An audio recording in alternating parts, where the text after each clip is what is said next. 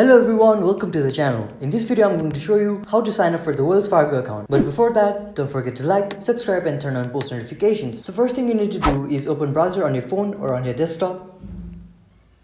Then enter the URL wellsfargo.com.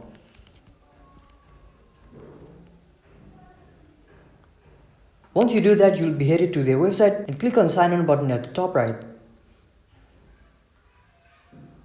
So once you get into this page, click on the Enroll button below. After you do that, you'll have to enter some of your information in this page. So enter your social security number or individual taxpayer identification number at the very first.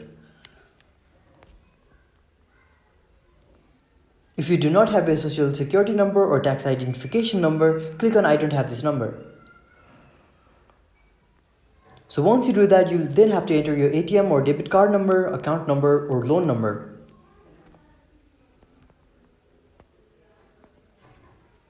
So after you enter all of your information, click on continue to sign up for the Wells Fargo account. So there you have it. That's how you sign up for the Wells Fargo. If you found this video helpful, don't forget to like, subscribe and turn on post notifications. Thank you for watching and see you in the next video.